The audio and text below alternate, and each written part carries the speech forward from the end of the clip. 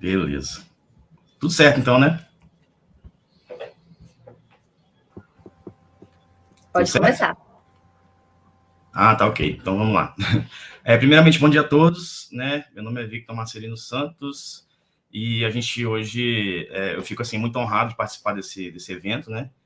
E o trabalho que eu vou apresentar agora é o produto de um TCC, né? Que é a minha monografia, que foi feita para graduação na Geografia da Universidade Federal do Espírito Santo, né? E eu fui a minha professora orientadora foi a professora Gisele Girardi, né? E o título é Geografia dos Nomes, uma análise da classificação motivacional dos topônimos no Espírito Santo. E aí eu vou apresentar ele em 5 partes, né? 5 tópicos principais, né? Que é a ideia dos topônimos e as cartas topográficas, topônimo como elemento geográfico, aspectos motivacionais, procedimentos metodológicos e a análise em si, né, dos topônimos do Espírito Santo.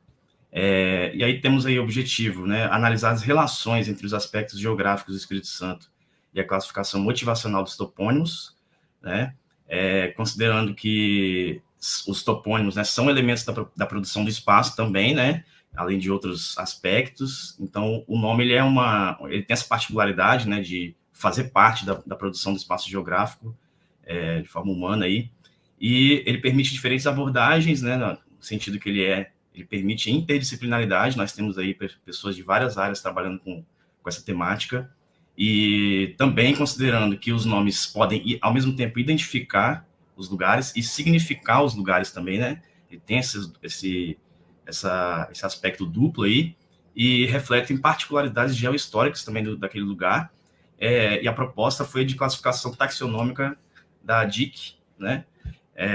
E quais nomes foram considerados para a classificação foram os nomes locais das cartas do IBGE. Então, partindo para o primeiro tópico aí, os topônimos e as cartas topográficas, eu quis criar a discussão que a partir do momento que as pessoas registram os nomes nos mapas, é como se o espaço tivesse congelado no tempo, né? Então, o mapa é como se fosse um documento histórico. Então, os nomes que estão ali, eles ficam permanentes, né? E de acordo com Harley, né? Publicá-lo, né, publicar o nome não é apenas torná-lo permanente, mas também dar autoridade e legitimidade como uma coordenada em um mapa, né? Então ele vai ficar ali, ele pode sofrer mudanças, né, mas ele vai ser um registro que fica para a posteridade. E de acordo com Claval, a escrita dá ao texto transmitido uma forma material que dificulta sua alteração e facilita sua conservação e seu transporte. O alcance efetivo da comunicação é evidentemente maior do que nas civilizações puramente orais, mas varia com os domínios. É forte para os conhecimentos de natureza abstrata, que não se prejudicam com a transcrição, é mais fraca para a atividade manual, as atitudes, os comportamentos, pois são setores onde a frase não substitui o gesto e o exemplo. Então, ele quis dizer aí como a cartografia ela materializa, né, o espaço geográfico a partir dos nomes. Os nomes são colocados a partir, né, eu quis fazer uma discussão também sobre a reambulação, né, que é um processo feito, né, nas cartas do IBGE, onde as pessoas iam nos lugares, né, como se fosse um trabalho de campo, para a ideia, né, tem essa dupla finalidade, identificar e classificar todos os acidentes naturais para as realizações humanas estampadas na fotografia aérea e coletar os nomes. Então, existe esse trabalho, esse cuidado que é feito aí com a coleta dos nomes, né? E aí nós temos a verificação de dados oficiais prévios, entrevistas com os moradores locais, né, observação de placas identificativas, e a ideia ali é como se o nome ele tira a invisibilidade do lugar, né? Ele coloca o lugar como uma coisa visível, não é isso? Ele como diria a DIC, né? Ele torna o não lugar um lugar. E aí, por que o topônimo pode ser considerado como um elemento geográfico, né? Porque ele tem essa coisa de manutenção e reprodução da espécie, produção de significados naquele lugar, ele é linguagem, é comunicação e, ao mesmo tempo, discurso, assim como o mapa né? E, de acordo com Tuan, o lugar pode aflorar em escalas diversas. A casa e o bairro são lugares experienciados diretamente, assim como a cidade e a nação, estimadas por uma série de elementos simbólicos, emocionantes, da identidade, do pertencimento ou da propriedade vividos ou projetados no curso da vida, né? Então, Tuan tem muito essa discussão sobre o lugar, né, como que as pessoas se apropriam do lugar. E de acordo com Furtado, Menezes e Santos, os nomes geográficos refletem a paisagem antropizada através de uma personalização, individualizando-a e diferenciando-a de qualquer outra área, e assim vindo a se constituir uma linguagem geográfica essencial, com sentido, significado e acepção próprios, dizendo muita coisa sobre o terreno e o seu povoamento, né? Mas eu queria dar destaque para esse verbo que ele coloca no final, dizendo, né? Então é como se o espaço estivesse dizendo alguma coisa para a gente a partir dos nomes geográficos. Depois vem os aspectos motivacionais, que é a ideia do Sampaio, né? Que as denominações tinham um caráter descritivo, traduzindo uma ideia, um episódio, uma feição típica dos lugares a que se aplicam, são, a bem dizer, definições do meio local, né? Então, o Sampaio ele cria essa ideia de que o nome ele vai definir o espaço geográfico, né, em si, né? Você vai criar como é que o espaço vai ser resumido através do seu nome, ele pode ser resumido através do seu nome. São testemunhos geohistóricos, permitem a contemplação que perpassa para a construção, ele preenche vazios no espaço geográfico, muitas vezes, né, a ideia da densidade demográfica ou não. Aí eu coloquei um destaque no termo genérico específico para dar a ideia de que isso é uma problemática na hora de fazer a classificação, né? Para ser sincero, eu dei muito destaque para o termo específico, né, de acordo lá com a sintagma toponímico, né, que foi bem explicado aí pela professora Seabra, né? Então, os nomes também têm esse aspecto político, linguístico, né? A ideia da classificação taxonômica como um ponto de partida, só um ponto de partida, né, para muitas outras possibilidades. A ideia é que o nome e o lugar se confundem em um só signo, né? Ele é um só, né? Uma coisa só. E no Espírito Santo, nós temos circunstâncias de denominações desde o período colonial, né? O Espírito Santo ele é marcado por essa ocupação portuguesa, né, que foi feita no período um pouco depois, assim, no século XIX, né, já, né, o Espírito Santo ele é um lugar mais, um estado que se desenvolveu recentemente, depois do século XIX, com a expansão do café, né, e aí nós temos alguns registros históricos que vão dar esse tipo de indicação para a gente, né, de indução. O que eu fiz, né? O que foi feito na época? Organização de material bibliográfico, cartográfico, do IBGE, né? Categorização dos nomes geográficos, definição da categoria e subcategoria, que são as da DIC, né? A coleta dos topônimos e depois a classificação dos topônimos e depois vem os mapas, que é o produto final do trabalho. Primeiro, lá, nós temos aí as categorias de nomes geográficos, né? Que a fonte é o BNGB, né, que é o Banco Nacional Banco de Dados de Nomes Geográficos, né? Esse vermelho aí é um grifo onde a localidade é o que foi considerada para esse estudo, né? Que nós temos várias categorias e eu destaquei para a localidade, porque ele diz que são nomes geográficos com alguma concentração de ocupação humana, conforme a classificação do IBGE, né? Cidades, vilas, aldeias, indígenas, entre outros. A maioria dos elementos dessa categoria de formação, o termo genérico dos nomes geográficos é oculto, né? Então, por isso que eu dei mais destaque para o nome específico. E lá embaixo, né, vocês podem ver aí, dentro da categoria de localidade, o nome local, que está definido lá como todo lugar que não se enquadre em nenhum dos tipos referidos anteriormente, que possua nome pelo qual seja conhecido. Então, eu achei isso muito subjetivo e me chamou muita atenção, e foi o que me fez partir para essa classificação. E aí nós temos aí, né, como eles estão dispostos no mapa, né, o nome local. O nome local está disposto daquela forma ali, aquele destaque em vermelho, né, caixa alta, assim, né, um pouco diferenciado da hierarquia superior aí. Nós temos essa caixa alta diferente que foi colocada na época, né. O projeto é a Carta do Brasil, né, só para poder identificar que tipo de produto que eu estou analisando. Então, as cartas que foram feitas, né, entre as décadas de 60 e 70 pelo IBGE.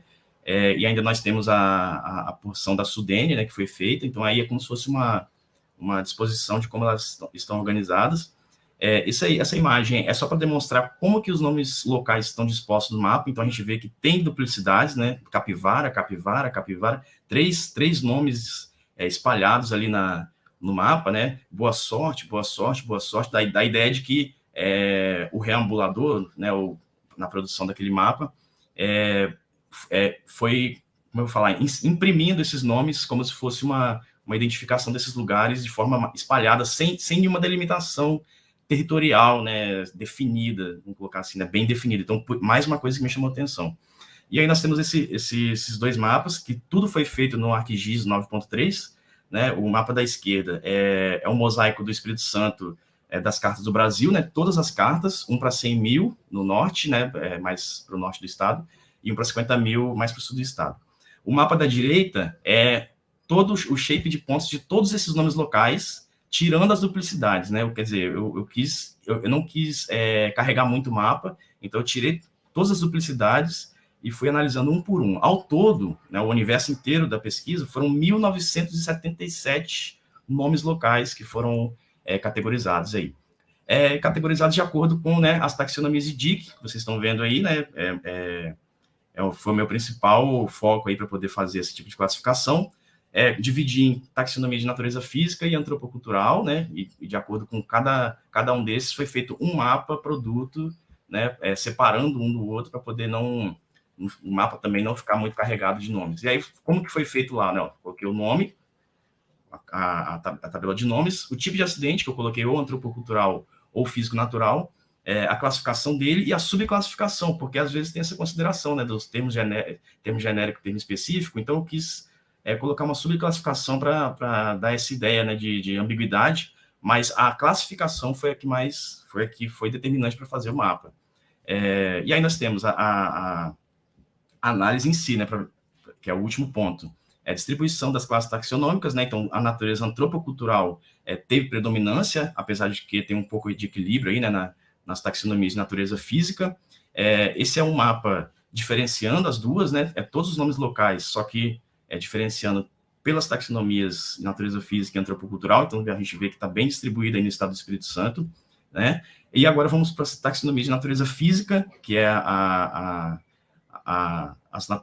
ideia dos nomes que vem, né, da inspiração do próprio espaço geográfico, né, das impressões que as pessoas tinham, e o que não foi muita surpresa, na verdade, é que os fitotopônimos, zootopônimos e hidrotopônimos são os maiores destaques aí nessa classificação, né? Então, plantas, animais e água foram muito importantes para essas denominações.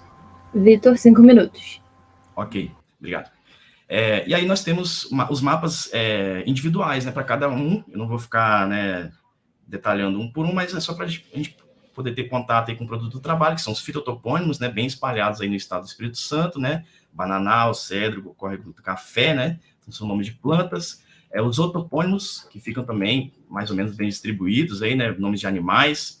Os hidrotopônimos, né, determinando a importância da água como esse elemento aí de transporte, navegação, uso pessoal, né, uso da comunidade, né, a água, ela é um elemento determinante aqui no estado. Os litotopônimos e os geomorfotopônimos, eu coloquei no mapa só, porque a ideia da terra, né, com o contato com a terra, minerais, solos e formas da superfície terrestre, né, os dimensotopônimos, que é a ideia de alto, grande, né, cromotopônimos, que são as cores, e os morfotopônimos, que são formas. Então, você vê que a gente começa a ver quanto menos incidência, mais eles têm uma organização um pouco mais lógica, aí, né? Bem, não tanto muito espalhada. Né? Então, por exemplo, né, meteorotopônimos, que é a ideia de tempo, né, frio, neblina, cardinotopônimos, que são orientações no espaço, os astrotopônimos, que são muito poucos casos aí, e agora nós temos os antropoculturais, que mais uma coisa que não foi surpresa também, né? O agiotopônimo, ele foi o grande, né, o que teve grande destaque aí, porque o nome do estado do Espírito Santo, ele tem essa natureza religiosa, né? Então, ficou um pouco esperado mesmo que os nomes de santos, né, e de religiosidades tivessem destaques. Então, agiotopônimos, hierotopônimos e mitotopônimos, eu coloquei no mapa só também para poder deixar bem resumido, né? Então, mas os agiotopônimos são os que são bem mais numerosos. Animotopônimos, né, que é a ideia da natureza ali, da impressões humanas, né, solidão, sossego, encantado, né, de hematopônimos, que são enunciados das pessoas, desengano, triste sorte, arrependido, né, então nomes assim. Ergotopônimos, nomes de construções, né, construções humanas, quartel, fortaleza, né, engenho. Ecotopônimos, nomes de casas, né, lugares. Antropotopônimos, que é o nome de pessoas também, né, bem espalhado, bem distribuído, uma quantidade muito grande de nomes de pessoas. Axiotopônimos, que são os títulos. Corotopônimos, que a gente tem aí uma ideia da participação dos imigrantes, né, do Espírito Santo. O Espírito Santo é bem marcado pela imigração alemã, italiana, né, pomerana.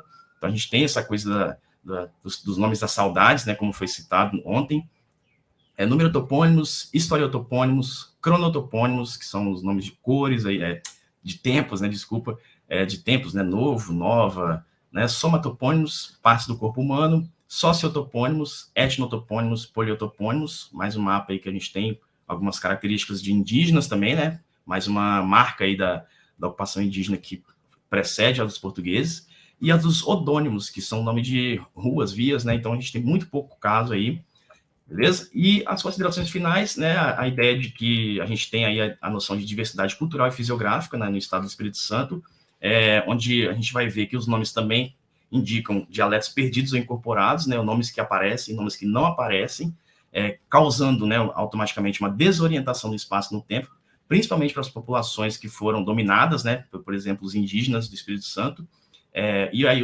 nós temos o nome como uma afirmação de poder de um certo grupo, né, social, né, e a classificação ela tornou um pouco subjetiva nesse sentido, né, porque às vezes fica muita coisa ambígua e alguns nomes que foi praticamente assim, eu não consegui a tempo classificar. E voltando lá nos slides do início, a ideia do espaço falando, né, que dizem alguma coisa, então se o espaço tem uma voz, essa voz são os topônimos, né, que estão impressos nos mapas e são comunicados aí com as pessoas. E aí, só para finalizar, eu tenho meu contato aí e dizer que esse trabalho ele teve eu chamo assim, que esse trabalho teve um legado, né? Que foi uma página que eu fiz no Facebook e no Instagram, chamada @geonímia. E aí eu posto muita coisa lá sobre nomes geográficos, né? Sobre toponímia. Então, eu convido a todos, né? Se tiver um tempinho, para ir lá curtir, seguir a página, né? Eu assim, me empolguei tanto com o trabalho que até hoje eu ainda carrego essa... Né, eu tenho essa mania de trabalhar com isso ainda. Ok? Muito obrigado. Parabéns, Vitor. É muito importante seu trabalho também, mostrar todas essas características, né, e classificações, né, da toponímia. Muito bem apresentado também. E nós temos uma pergunta. Só um minutinho que a gente já vai exibir na tela. A Beatriz perguntou, deu parabéns para o seu trabalho, e perguntou por que foi optada a utilização das cartas topográficas ao invés das bases cartográficas digitais produzidas pelo IBGE atualmente. Pode repetir? Por quê? Porque optou-se pela utilização das cartas topográficas ao invés das bases cartográficas digitais produzidas pelo IBGE. Sim, obrigado, Beatriz. Porque na época, na UFES, né, lá no Laboratório de Cartografia da UFES, a gente tinha, né, uma gaveta, assim, praticamente todas as cartas do IBGE impressas, né, então muita coisa eu acabei pegando a própria carta impressa, bem grandona mesmo, as próprias cartas do IBGE. Então, na época, quando eu bateu o olho ali naquele nome local, né, naqueles nomes que ficam espalhados, assim, porque uma coisa é a gente olhar, assim, né, o nome da cidade, o nome de uma via, né, um nome que tem uma delimitação definida. Agora, o nome local, ele não tem uma definição concreta, né, de território mesmo, de recorte territorial. Então, isso aí me chamou a atenção para dizer o seguinte, o que esses nomes dizem sobre o Espírito Santo, né?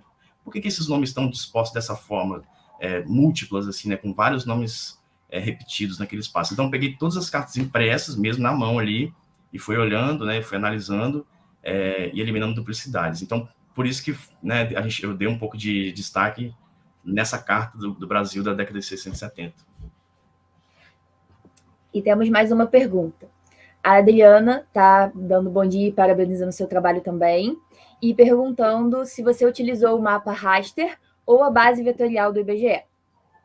Isso, obrigado, Adriana. Foi tudo a base vetorial do IBGE, né? Então, o acervo do IBGE, né, eu captei eu peguei esses mesmos mapas que olhando, né, no impresso, mas para fazer a produção dos mapas individuais, né, no final, aí sim eu tive que recorrer ao acervo vetorial do IBGE, com dessas cartas, né, dessas cartas de 1 para 100 mil e 1 para 50 mil. Muito obrigada, Vitor. Parabéns de novo pelo seu trabalho.